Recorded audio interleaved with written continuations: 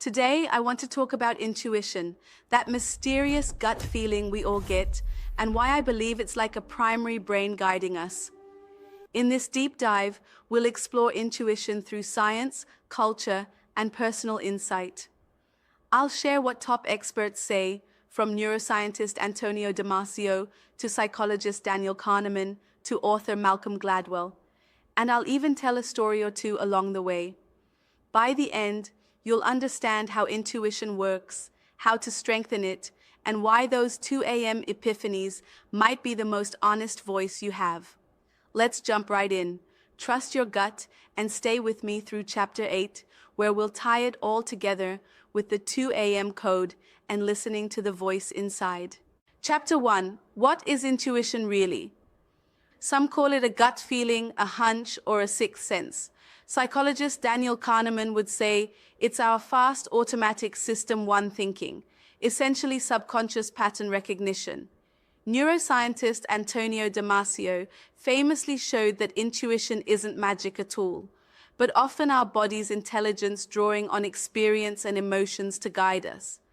In fact, a 2008 psychology study defined intuition as the brain drawing on past experiences and external cues to make a decision so quickly that it feels automatic.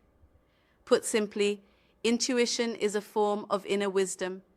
Psychiatrist Judith Orloff calls it an unflinching truth teller that looks out for our well-being. So it's that subtle knowing that hits you without a logical explanation. Maybe you've walked into a meeting and instantly sensed tension in the room, or you've met someone on a first date and just knew you could trust them, or knew that you couldn't. We often think of the brain as only the rational thinker in our head, but intuition suggests there's more to knowing than conscious reasoning. As Albert Einstein, a pretty smart guy, once said, "The intuitive mind is a sacred gift, and the rational mind is a faithful servant." Intuition can manifest in different ways: a physical sensation, butterflies in the stomach, an image or flash of insight, or simply a quiet, firm feeling about what to do. Malcolm Gladwell, who wrote Blink, The Power of Thinking Without Thinking, notes that snap judgments based on intuition can sometimes be as good as or better than long analysis. He says the best decision-making strikes a balance between instinctive thinking and deliberate thinking. So intuition isn't the opposite of reason. It's like another form of intelligence working in parallel. I like to think of it as an internal compass or a primary brain that guides us, often faster than our conscious mind. Before we put intuition on a pedestal, let's remember it's not infallible. We'll get into that later. But it's very real. If you've ever had a gut feeling and later said, "I can't explain why I knew it, I just knew," then you've experienced intuition in action. It's time to understand how that works under the hood. Chapter 2. How the brain processes intuitive knowledge. Ever wonder what's happening in your brain when you have a gut feeling? Modern neuroscience has some fascinating clues. First of all, that phrase gut feeling isn't just metaphorical. Our gut literally has a mind of its own. The human gastrointestinal system is lined with about 500 million neurons, earning it the nickname the second brain. That enteric nervous system communicates with our head brain via the vagus nerve and other pathways, and can react to information and stress even before our conscious mind catches up. So when you feel uneasy in your stomach for no obvious reason, it could be this second brain sending signals, a biological basis for intuition. Meanwhile, up in the skull, our main brain is constantly processing more data than we realize. According to research, intuition happens quickly and at an unconscious level. Our brain draws on memories, patterns, and cues in the environment without us actively thinking about it. Psychologist Gary Klein, who studied firefighters, found that experts can make rapid decisions by recognizing patterns they've seen before, often without being able to articulate why in the moment. In one famous example, a firefighter suddenly yelled at his team to evacuate a house moments before the floor collapsed. He couldn't say why he felt it, only that something was wrong. Later, it was understood that his brain had registered subtle signs, like unusually low flames and a weird feeling of heat, that signaled the fire was in the basement, triggering an intuitive alarm that saved lives. There's also the remarkable experiment known as the Iowa gambling task, designed by neuroscientist Antonio Damasio and colleagues. In this task, people draw cards from different decks to win money, not knowing some decks are bad, net loss, and others good. Healthy participants start to generate stress responses, like sweaty palms, after only 10 draws when hovering over the bad decks, long before they consciously realize those decks are disadvantageous. In other words, the body's emotional intuition kicks in and says, oh, bad idea, well ahead of the rational brain. Damasio calls this the somatic marker effect, the body guiding the brain towards safer decisions based on past pain or pleasure signals. Fascinating, right? Brain imaging studies back this up. When we make intuitive choices, emotional and sensory parts of the brain, like the amygdala or ventromedial prefrontal cortex, often light up, whereas logical reasoning lights up different areas. Kahneman's System 1, intuition, is fast and automatic, and it relies on those pattern-matching circuits honed by experience. It's like a super-fast prediction machine. But because it operates subconsciously, we often only get the aftertaste of the process, a feeling or a hunch, without knowing all the steps the brain took to get there. So, when I talk about intuition as a primary brain, I mean that in some ways it is an entire brain system, combining your head, your gut, your senses, your past, working together behind the scenes. We've evolved this capacity because, in the real world, split-second judgments can be crucial. Our ancestors couldn't survive if they stopped to logically analyze every rustle in the bushes. Could that be a tiger? They felt an intuitive fear and ducked and lived. In the modern world, we still carry that intuitive circuitry. The challenge is figuring out when to trust it. That leads us to an important distinction. What's the difference between true intuition and, say, a rash impulse or a false alarm? Chapter 3: Intuition versus Impulse. Let's clear up a common confusion. Intuition is not the same as impulse. Just because a thought or urge pops into your head doesn't always mean it's sage intuition. It might just be, well, an urge. How can we tell them apart? Experts say the difference can be subtle but important. Impulse is like acting without thinking, whereas intuition is understanding without thinking. An impulse is a knee-jerk reaction, often driven by immediate desire, fear, or excitement that hasn't been vetted by either your rational mind or your deeper wisdom. Intuition, on the other hand, tends to feel more like a calm, clear whisper than an itchy trigger finger. One way I distinguish them is by the emotional tone. Fear and impulse scream, intuition whispers. For example, fear or anxiety can masquerade as intuition, but they're different. Fear is often loud, sudden, and accompanied by a lot of nervous energy. It's usually a reaction to something or to a worry in your mind. Intuition, even when it warns of danger, has a certain calmness or neutrality to it. As author Dawna Jones explains, intuition can alert you to a problem without throwing you into panic. You might get a red flag feeling about a situation or person, but it arrives more as a clear knowing or a persistent nudge, not sheer panic. In fact, many people report that an intuitive insight is accompanied by a sense of peace or conviction, even if the message is, "Don't do this." Now think about impulses. Say you get angry and fire off a harsh email, or you see a sale and immediately buy something you can't afford. Those acts are impulsive. They happen almost reflexively, driven by emotion or temptation in the heat of the moment. When you make an impulsive decision, an idea pops into your head and you act on it instantly without pausing to consider consequences. Intuition doesn't usually push you to immediately act out of raw emotion. It's more like a guide suggesting a direction. If impulse is a knee-jerk reaction, intuition is a thoughtful response that arises without conscious reasoning. For example, imagine you're considering a job offer. You feel a sudden fear that you should reject it because the salary isn't great. Is that intuition or impulse? If it's impulse, driven by fear or ego, it might feel like a knee-jerk, no, run away, with anxiety riding on it. But if it's intuition, it might come as a quieter gut feeling that something about the work culture is off, even if you can't articulate it, a sense of unease that persists even when you're calm. Intuition often engages physical sensations and subtle cues, butterflies in the stomach or a tight chest, to get the message across. By contrast, raw impulses might just be emotional reflexes that don't involve that deeper bodily knowing. One strategy I use is the pause test. If possible, pause before acting.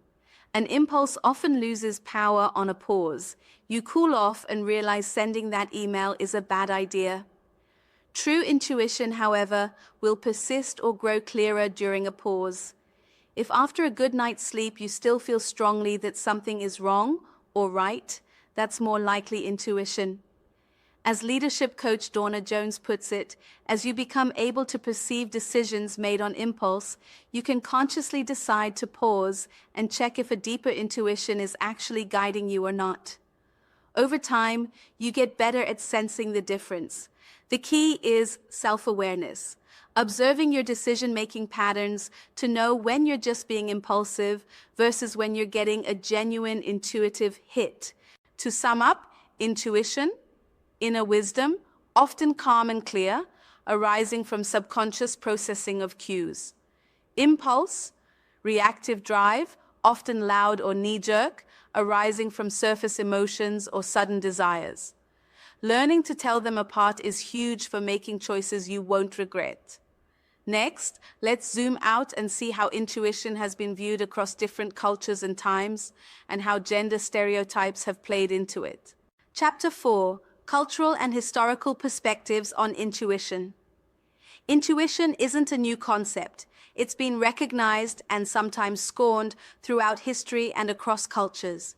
In many Eastern philosophies and spiritual traditions, intuition is revered as a higher form of knowing. For example, in Hinduism and Buddhism, intuition is often linked to enlightenment or direct insight. Zen Buddhism trains monks to develop intuitive understanding through practices like contemplating koans, paradoxical riddles, to push the mind beyond logic into an intuitive breakthrough. The idea is that conscious thought can be limited, and a deeper truth comes when you still the mind. Similarly, in yoga and meditation traditions, the third eye, located at the forehead, symbolizes inner vision or intuition. As one scholar put it, Eastern systems see rational analysis as important, but they also believe in a higher form of knowledge built on intuition, a direct, experiential knowing of reality beyond words. Indigenous cultures around the world have long trusted intuitive knowledge too. Many Native American and other indigenous traditions encourage paying attention to dreams, gut feelings, and signs from nature. These are seen as guidance from the spirit world or one's ancestors, essentially intuition intertwined with spirituality. For example, an Inuit hunter might have an intuitive sense about the weather or the movement of game, stemming from a deep, embodied understanding of the environment passed down through generations. In African and Aboriginal cultures, there's often an emphasis on listening to that inner voice or the wisdom of the heart. It's not labeled intuition in the Western sense, but the concept is there, knowledge that comes from within, not just from without. In contrast, much of Western history, especially post-Enlightenment, put rationality on a pedestal and treated intuition with skepticism. The Enlightenment, 17th, 18th centuries, celebrated reason, logic, and empirical science as the primary ways of knowing. Intuition, being invisible and subjective, was often dismissed as superstition or women's intuition, said with a patronizing tone. However, even in the West, some great thinkers valued intuition. The ancient Greek philosopher Plato described intuition as an already existing knowledge within the soul, a truth we recollect unconsciously. He called it anamnesis. And in the early 20th century, philosopher Henry Bergson argued that intuition was a fundamental human faculty for grasping reality in a fluid, holistic way, as opposed to breaking everything down analytically. So the pendulum has swung back and forth. Speaking of women's intuition, let's talk about gender.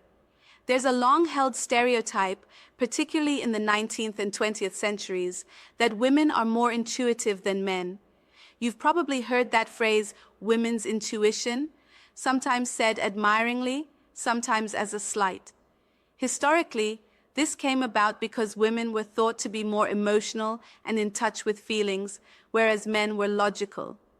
In 1927, a British psychologist, C.W. Valentine, even tested the legend of women's superior intuition.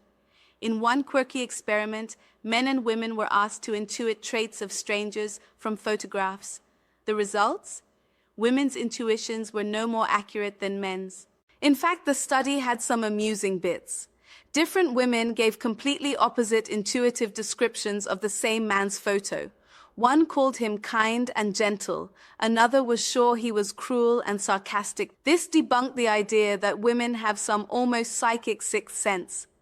Professor Valentine noted that the popular notion probably arose as a compensation myth, implying women might lack logical reason but have instinct. That notion itself is rooted in sexist thinking that undervalued women's intellect, of course. Modern science suggests any difference in intuitive ability between individuals is less about sex, gender, and more about social conditioning and personality. Interestingly, neuroscientist Judith Orloff points out that women's brains do have some structural and chemical differences.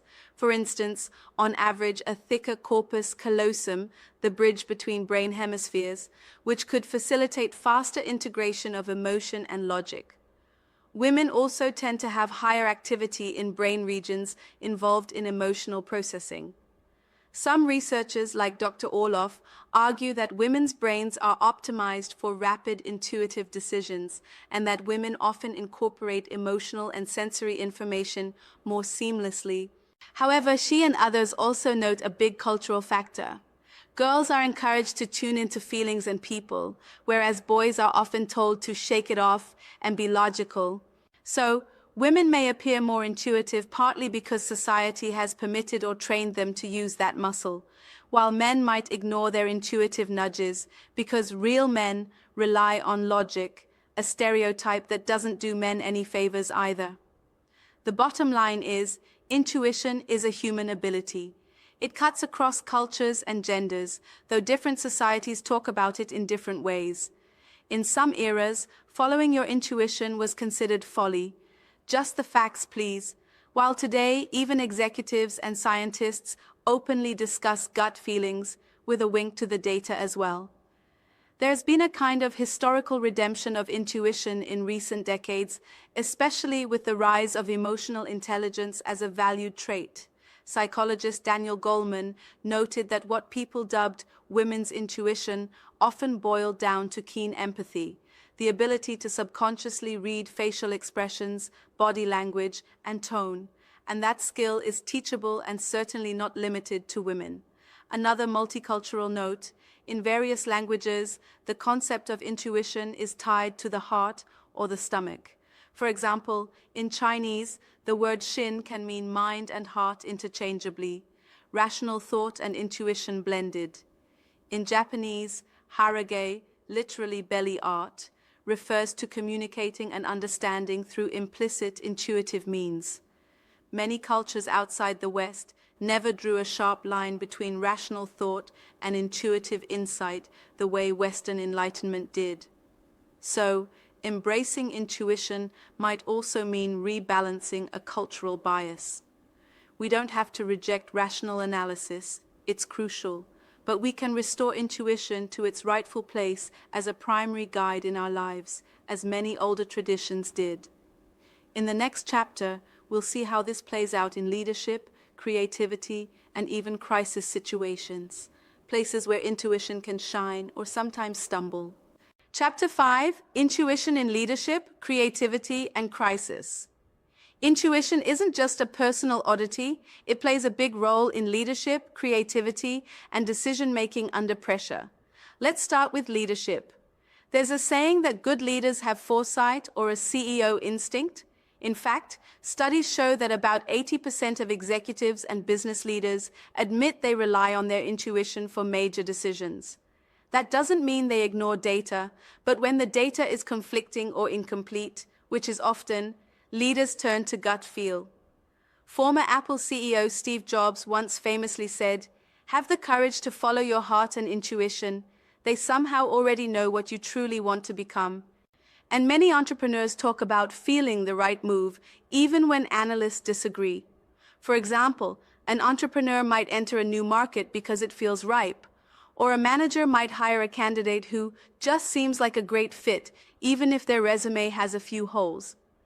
Those intuitive calls can be game changers. Of course, the best leaders balance intuition with analysis. Malcolm Gladwell reminds us that truly successful decision-making uses a blend of deliberate and instinctive thinking. A wise leader will gather facts and do their due diligence, the rational servant. But when it comes time to make the call, they also listen to that inner voice, the sacred gift, as Einstein said. There's a Harvard Business Review piece from as far back as 1984 titled "Intuition: How Senior Managers Think," which found that many top executives couldn't fully explain their best decisions. They often started with an intuitive hunch and later justified it with logic. It's like their experience spoke to them in shorthand. In fact, Kahneman notes that true intuitive expertise in fields like management or firefighting comes from prolonged experience with good feedback. Over time, you learn what works and what doesn't, and your gut becomes a more accurate instrument. What about creativity? Many artists, writers, and inventors celebrate intuition as the spark of genius. Creative breakthroughs often arrive as intuitive leaps. Think of a time you had a great idea come to you out of the blue, maybe in the shower or while falling asleep, when you weren't actively thinking. That's intuition at work in creativity. Albert Einstein, yes, him again, said that while working on tough problems, he often turned to music. He'd play violin and let his mind wander, and in that relaxed, open state, insights would bubble up. He believed that his inventions and theories were born from intuition and imagination, with logic later working out the details. In a modern context, aha moments, like when a songwriter suddenly hears the melody in their head or a scientist suddenly perceives the solution, are the result of the brain making novel connections beneath conscious awareness. Research has shown that during creative insight, the brain exhibits a burst of alpha waves, the kind of brain waves associated with relaxed alertness and intuitive states. So if you want to boost creativity, it can help to give your mind space to roam, take a walk, listen to music, meditate, essentially let your intuition step forward. Now, intuition in crisis situations is a particularly gripping topic. When the stakes are high and time is low, intuition can save the day. The US military has actually studied soldiers' gut feelings in combat. They found that experienced soldiers and first responders often have a sixth sense that alerts them to danger before they consciously spot it. A report by the Office of Naval Research noted that many service members survived ambushes or detected IEDs, roadside bombs, because something just felt off, maybe the atmosphere or a local's behavior, and they reacted on instinct. The military was so intrigued that they developed training programs, like the Marine Corps' Combat Hunter program, to hone intuitive skills, teaching troops to better trust and act on those fast gut signals. In other words, in life and death crises, intuition can act faster than deliberation, and that can be a lifesaver. A famous civilian example is Captain Chesley Sully Sullenberger's landing of U.S. Airways Flight 1549 on the Hudson River in 2009. When both engines failed after a bird strike, he had seconds to decide what to do. While he did mentally consider trying for a nearby airport, his experience-honed intuition told him they wouldn't make it and that landing on the river was his best shot. He trusted that gut decision and saved everyone on board. Afterward, simulations and analyses showed that he had indeed made the optimal choice in a scenario with no time for step-by-step logic. It's a dramatic case of expert intuition under crisis. However, it's worth noting that intuition in crises works best when grounded in expertise. If a novice tried to rely on gut feeling in a complex emergency, it might just be panic or guesswork. But when someone like Sully or a veteran firefighter has put in tens of thousands of hours, their brain can draw on a vast library of patterns in an instant. Psychologist Gary Klein calls this the recognition prime decision model. Basically, the brain recognizes a situation as similar to a prior one and intuitively knows what to do. No time wasted. Intuition also plays a role in leadership during crises or high-pressure decisions. Think of a CEO navigating a PR disaster or a general on a battlefield. They often describe listening to their gut about when to take a bold risk or when to hold back. The intuitive leader, with experience and savvy, sometimes has the advantage of speed and creativity. Now, intuition isn't a cure-all. It can mislead, especially if someone is overconfident or biased. For instance, a leader's gut might be biased by ego or wishful thinking. We've all seen cases of leaders charging ahead on a hunch that turned out to be disastrously wrong. Daniel Kahneman actually warns that high-stakes, uncertain environments like stock markets or political decisions, are ripe for intuitive errors. Your feeling is often not a reliable guide there because you don't get consistent, quick feedback to correct your instincts. So, in complex one-off decisions, it's wise to test your intuition against some data or advice. As Kahneman says, don't trust your intuition, test it. The sweet spot is to develop your intuition through experience, use it as a compass, but also verify when possible. For leaders and creatives, intuition can open up possibilities that pure analytics would never see. For me personally, as a leader in my own life and work, I try to let intuition and intellect collaborate. I gather as much input as I can, but I also pay attention to how I feel. If a certain choice makes my stomach knot and my heart race, in a bad way, every time I consider it, that's telling me something data points can't. Conversely, sometimes an option just feels right, energizing me even if it's risky. That info matters too. The more I respect my primary brain, intuition, the more nuanced and confident my decisions have become. Now that we've seen intuition at play in fast-paced arenas, how about in the realm of our personal lives, namely relationships? That's where intuition gets very up close and personal. Chapter 6. Strengthening your intuition. By now, you might be wondering, can I improve my intuition? Absolutely. Intuition is not a fixed trait. It's more like a muscle that you can strengthen with practice and awareness. Here are some strategies and tips, drawn from psychology experts and my own experience, to help you sharpen your intuitive abilities. Listen to your body signals. Intuition often speaks through the body. Start tuning in to those gut feelings, tight chests, or sudden relaxations. For example, if you're deciding on something and thinking yes makes your body feel heavy or uneasy, while thinking no brings a sense of relief, or vice versa, pay attention. Our body can register subtle clues and emotional reactions faster than conscious thought. Psychologists call these somatic markers. So, do a body scan when facing a decision. What physical sensations arise with each option? Sometimes your heart rate, breathing, or stomach will react before your mind has figured out why. Cultivate quiet and mindfulness. It's hard to hear a whisper in a noisy room, and intuition is a quiet whisper inside. In our hyper-busy lives, we might be drowning out intuitive guidance with constant mental chatter. Practices like meditation, mindfulness, prayer, or even just taking a peaceful walk can quiet the rational mind and create space for intuitive impressions to surface. Research shows that when the brain is in a relaxed alpha wave state, like during meditation or daydreaming, we're more receptive to creative insights and intuitive thoughts. Try setting aside even 5 to 10 minutes a day to sit in silence, breathe deeply, and just observe what comes up internally.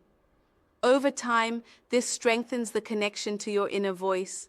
Keep an intuition journal. This is a fun and revealing exercise. Whenever you get a strong gut feeling, positive or negative, jot it down.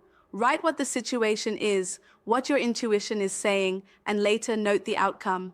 For instance, met a new colleague, got a weird vibe about partnering with him on the project. Intuition says caution, then see if it proves right or wrong. By recording these hunches, you accomplish 2 things. 1, you train yourself to notice your intuitive hits, which makes you more sensitive to them. 2, you learn from experience which feelings were accurate. You might discover, for example, that your first intuition about people's honesty is usually spot on, which boosts your confidence to trust it. Or maybe you find your intuition in some situations was actually anxiety or bias, which helps you refine and calibrate. As Daniel Kahneman said, true intuitive expertise is learned from prolonged experience with good feedback. Your journal provides that feedback loop. Seek knowledge and experience. This might sound counterintuitive, pun intended. Why am I talking about logic in an intuition chapter? But the more you enrich your mind and expose yourself to diverse experiences, the more raw material your intuition has to work with. Remember, intuition draws on your subconscious repository of past experiences and knowledge. So, read widely, learn new skills, meet different people, travel if you can. A broad and deep knowledge base will feed your inner brain. For example, a doctor who sees hundreds of patients hones an intuitive sense for diagnoses. A musician who's played for years can intuitively riff in a new key. Experience plus reflection, stronger intuition, and whatever your field or interest, get hands-on practice. As you gain expertise, start trusting yourself to make small intuitive calls in that area, then gradually bigger ones as your accuracy proves out. Test your intuition on low-risk choices. Build trust in your gut by practicing with everyday decisions. What do I mean? Let's say you're trying to pick a book to read or a new cafe to try. Instead of over-researching, let your gut choose and see how it goes. Or when you're networking, listen to your first instinct on who to talk to. Little by little, you'll develop a relationship with your intuition. Treat it like a friend whose language you're learning. Start with the easy stuff. I have a feeling I should bring an umbrella today even though it's sunny. Do it, and maybe you'll be glad when a surprise shower hits. Each time your intuition is validated, acknowledge it. Thanks, gut, noted. This positive reinforcement strengthens that neural pathway.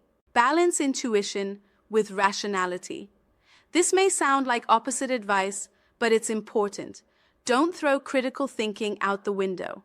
The goal is not to become a purely intuitive decision maker who ignores evidence and logic. Rather, it's to integrate the two. Psychologist Gary Klein suggests first using rational analysis to gather facts, then pausing to see what your intuition says.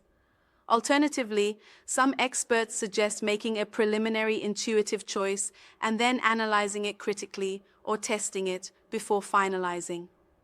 Either approach, you give intuition a seat at the table and double-check it when the stakes are high. Think of it like a dance between two brains. Your gut and your mind should collaborate. Over time, as your intuitive accuracy improves, you might give it more weight. but always be willing to question a gut feeling if there's strong evidence against it. Healthy intuition isn't pig-headed, it's adaptable. Stay emotionally balanced. Intuition works best when you're in a relatively balanced emotional state. If you're extremely stressed, angry, or depressed, it can distort your inner signals. Practices for self-care, good sleep, exercise, managing stress, indirectly boost intuition by keeping your instrument, your body-mind, clean and responsive. I find I'm most intuitive when I'm calm and centered. On days when I'm frazzled or anxious, everything feels like a bad omen. That's not intuition, that's just stress. So part of strengthening intuition is taking care of your mental and emotional health, so that when a true intuitive warning or opportunity comes, you're clear enough to recognize it. By applying these practices, you'll likely notice your intuitive hits getting stronger and more frequent. It's like tuning a radio to pick up a signal. At first it's static, but then you fine-tune and hear the music. One more thing, trust is key. You have to give your intuition some credit for it to flourish. Start by trusting it in small things, then bigger. When it steers you right, celebrate it. When it seems off, don't abandon it. Ask, was that really intuition, or was something clouding it? Always be learning. Over time, you build self-trust, which is huge for personal growth. In the next chapter, we'll apply this to a realm we all care about, relationships. Arguably, that's where intuition can be most valuable and sometimes most confusing. Let's explore how listening to or ignoring your gut can impact your heart and connections with others. Chapter 7. Intuition in relationships. Relationships often present us with a swirl of feelings, signals, and red flags, a perfect playground for intuition. Whether it's dating, friendships, family, or business relationships, our gut instincts about people can be incredibly insightful. Have you ever met someone and immediately felt comfortable, like you've known them forever? Or conversely, met someone who was perfectly nice on the surface, but something in you was uneasy? Those are intuitive social radars at work. Human beings are actually wired to read each other in milliseconds. Psychologists Nalini Ambady and Robert Rosenthal did research on thin slices of behavior, showing people a few seconds of someone's actions and asking them to judge the person. Amazingly, they found that snap judgments based on just a few seconds were often as accurate as conclusions drawn with much more information. We unconsciously pick up micro-expressions, tone of voice, eye contact or lack of, and dozens of other subtleties. Intuition then synthesizes all that into a feeling about the person. This is why first impressions can be surprisingly on point. Within minutes of meeting a new colleague, you might just sense that they're trustworthy and competent. And 6 months later, they turn out to be your most reliable teammate. Or you sense that a stranger on the subway is dangerous and decide to move seats, even though they haven't done anything overt. Later, you might not be able to justify it logically, but your body and subconscious perhaps picked up threatening vibes, maybe in their posture or an aggressive energy in their eyes. Women's intuition in relationships has been much celebrated, e.g. the notion that mothers have a special radar for their children's needs, or that a wife can intuit her partner's moods easily. There's truth there. A lot of it is attunement and empathy, which are intuitive processes of picking up emotional cues. For instance, a mother might wake up in the middle of the night with a sudden worry about her child, only to find the child is running a fever. Stories like this abound and can feel almost mystical. Most likely, the mother's brain noticed subtle signs. Maybe the child was tossing in their sleep or made a tiny noise and sounded an intuition alarm. Still, any parent will tell you it sometimes feels like ESP. In dating and friendships, intuition is that little voice that says, "This person is good for me, I feel at ease and genuine around them," or "Something's off, I can't put my finger on it." I have a personal rule now. If I consistently feel uneasy or drained around someone despite no obvious cause, I take that intuition seriously. In the past, I've ignored such gut feelings to my detriment. Quick story. A few years ago, I became friends with someone who, on paper, was perfectly kind and fun. But every time we hung out, I'd come home inexplicably exhausted and with a slight headache. My intuition whispered, "There's an undercurrent here, maybe jealousy or negativity, that is sapping you." I brushed it off, thinking I was imagining things. Later, it emerged that this person had been subtly putting me down and had some toxic habits. I had registered it subliminally, even while consciously overlooking it. My body knew before my mind did. Lesson learned. On the flip side, intuition can also scream yes about people. You might feel an instant kinship, like your values align, or you can trust them with your secrets after one deep conversation. Some call this clicking with someone. Often it proves true that your intuition spotted a kindred spirit. Though be mindful, infatuation or idealization can cloud intuition too. Sometimes what we want to see in a new romantic interest might overpower what our gut truly says. More on that in a second. One of the most critical areas for intuition in relationships is identifying red flags. Your conscious mind might be enamored with a new partner. They're so attractive, successful, and say all the right things. But perhaps you have a vague, uneasy feeling you can't justify. Maybe every now and then you notice a flash of anger or a controlling tone. Your intuition logs that. Many people, looking back on toxic or abusive relationships, say, "I had a gut feeling early on that I ignored." That first uncomfortable twinge when a boundary was crossed, or that whisper, "This person isn't what they seem," is very important. In The Gift of Fear, security expert Gavin De Becker notes that especially in the context of personal safety, true intuition is a guardian. It alerts us to danger through feelings of fear or apprehension that seem to come from nowhere, and we should not dismiss those. So, if your new date does something that seems minor, but your gut ties itself in a knot, pay attention. You don't have to run for the hills immediately, but do investigate, ask questions, set firmer boundaries, or seek outside perspective. Your primary brain might be protecting you from future heartbreak or harm. Intuition is also valuable in communicating and empathizing with loved ones. Sometimes you just sense that your friend needs a call, or that your partner's "I'm fine" isn't fine at all. High emotional intelligence often comes down to an intuitive grasp of others' feelings. Therapist and author Brené Brown describes how empathy involves feeling with people, an intuitive process of tuning in to another's emotional state. If you cultivate this, you can become the person who senses what a friend needs without them spelling it out, which deeply strengthens bonds. That said, intuitive misfires happen in relationships too. Our biases and past wounds can masquerade as intuition. If someone reminds you, subconsciously, of a bullying ex-boss, you might instantly dislike them and intuit that they're unkind, when in fact they're a different person and your read could be wrong. Or you might mistake wishful thinking for intuition. "I just know he's my soulmate." Careful, that might be chemistry or fantasy speaking. To ensure your intuition is reliable, combine it with observations over time. Intuition can be the starting hypothesis, "I feel I can trust this person," which you then validate through their consistent actions. There's also an interesting gender dynamic. Historically, women's intuition was trivialized as them being silly or overly emotional, yet at the same time, society expected women to do the emotional labor of relationships. Today, thankfully, we recognize that men can be intuitive and nurturing too, and women can be logical and analytical.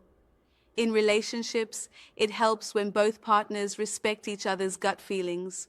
For example, if your wife says, "I have a bad feeling about that new acquaintance of yours," it's worth hearing her out. She might pick up on subtleties you don't, and vice versa.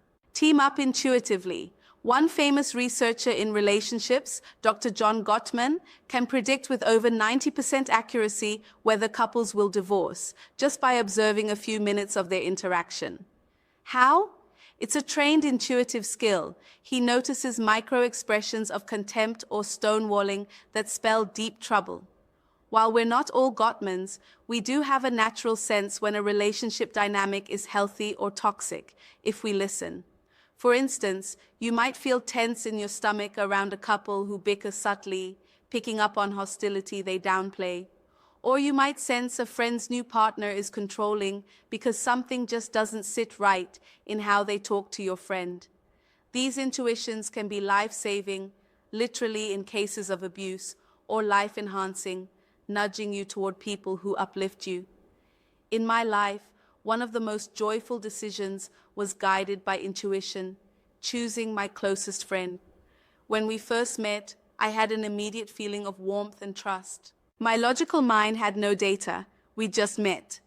But my intuition said, this person is genuine, compassionate, and will have your back. I took the leap of opening up to them relatively quickly, and years later, that friendship is one of my rock-solid supports. Intuition kick-started it, and experience confirmed it. So, in relationships, use your primary brain to complement your eyes and ears. Notice how people make you feel internally. Does your energy expand or shrink around them? Do you feel safe or on edge? Our social intuition is an ancient survival tool. We had to figure out who to trust in the tribe, and it's still here to guide us to fulfilling connections and away from harmful ones. As we wrap up the topic of intuition, I want to circle back to something very personal. Those late-night moments when your intuition speaks loudest. Many of us have experienced the 2 a.m. epiphany, lying in bed, mind quiet, when a realization about our life just crystallizes. That's exactly what the 2 a.m. code framework is about, and it ties everything together: self-trust, identity, boundaries, and clarity in the dark hours. Let's dive into that and conclude our journey. Chapter 8. The 2 a.m. Code and the Voice Inside. It's 2 in the morning. The world is dark and still. You're wide awake, staring at the ceiling, and that voice inside you starts to speak. Maybe it says, "This job is wrong for me," or "I need to apologize to my brother," or "I can't ignore this dream I have." In those raw, quiet moments, free of daytime noise and distractions, our intuition often takes the mic. The concept of the 2 a.m. code is all about harnessing that late-night clarity, treating it not as insomnia or overthinking, but as a powerful guide to self-trust and personal truth. As author Lisa Anugwamna describes, 2 a.m. is the hour of clarity, reflection, and decision-making, when distractions fade and reality demands your attention. It's as if, while the rest of the world sleeps, your soul wakes up and says, "All right, listen up. Here's what's really going on." Why 2 a.m.? Many cultures and spiritual traditions note that the middle of the night has a certain mental stillness. The external world is quiet, so our internal world speaks louder. In modern life, we fill our days with tasks, screens, and chatter, often suppressing the subtle signals from our intuition. But in the deep night, your defenses are down. You might find yourself replaying the day's events and suddenly feeling truths you glossed over earlier. I felt hurt by that comment. You were too busy to notice at noon, but at 2 a.m., your heart brings it up. Or, "I really handled that challenge well. I'm proud." Perhaps your intuition offering encouragement that your daytime self wouldn't give.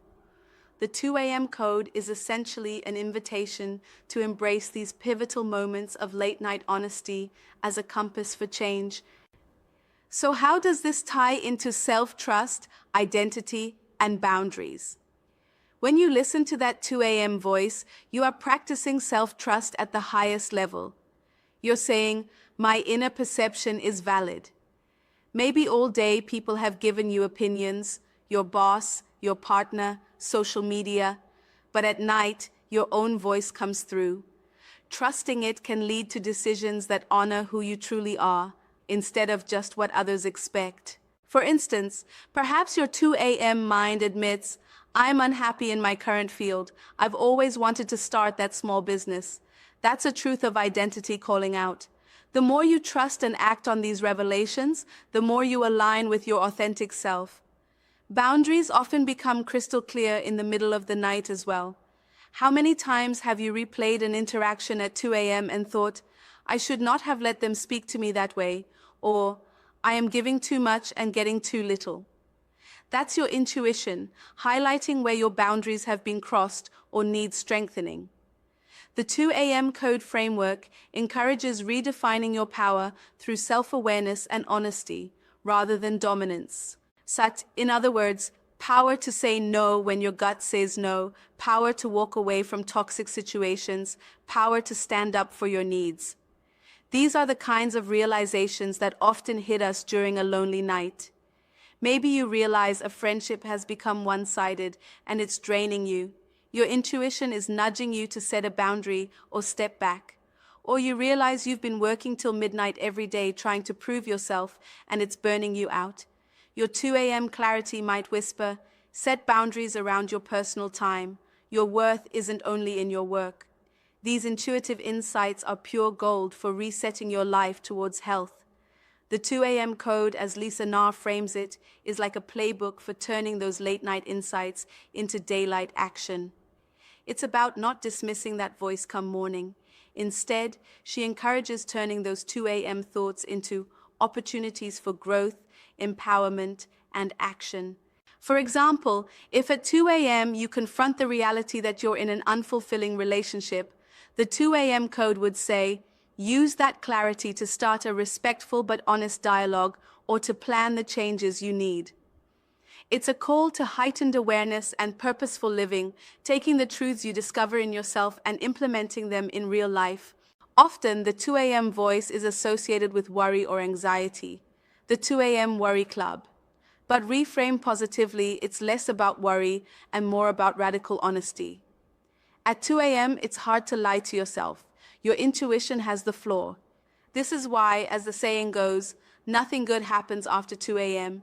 In decision-making if you're out partying, but in introspection, a lot of good can happen after 2 a.m.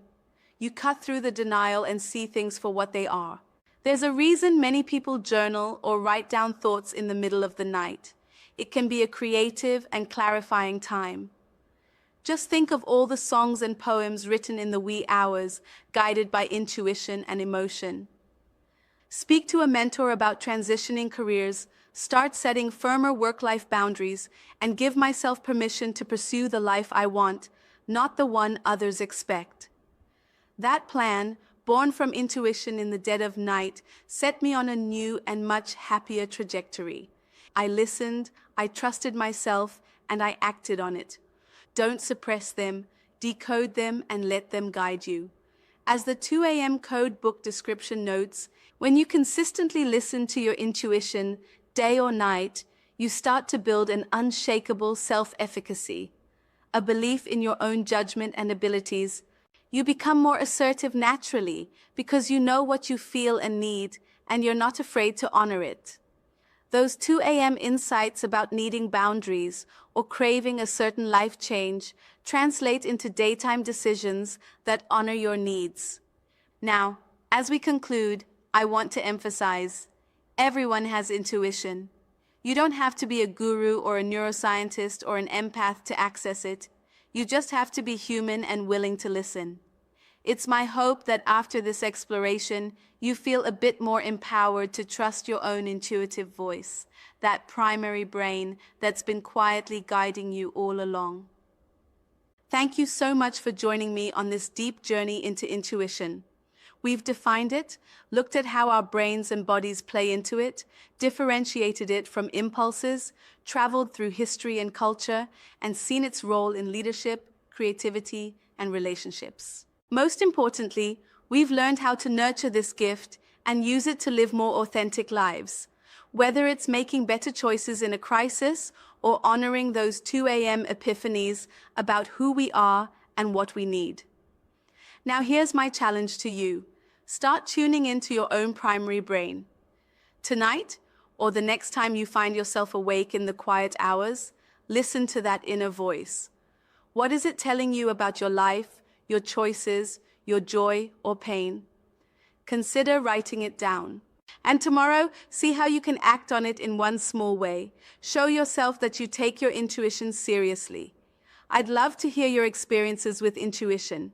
If you have a story about a gut feeling that proved true or taught you a lesson when ignored, share it in the comments. Let's learn from each other. After all, intuition is a universal human thing, and we all get wiser as we collectively validate it. If you enjoyed this discussion and want more deep dives into topics like this, blending research with personal growth, please hit that like button and subscribe to the channel. Your support helps this community grow. Don't forget to tap the notification bell so you don't miss future videos. I have plenty more fascinating topics on the way, from the neuroscience of emotions to the psychology of resilience, and yes, more on the 2 a.m. code and beyond. Until next time, trust yourself, set your boundaries, and remember, sometimes the most profound guidance comes in the quiet moments when it's just you and your inner voice. Listen to it. It just might lead you to the life you've been looking for. Thank you for watching, and I'll see you in the next video. Good night, and trust your gut.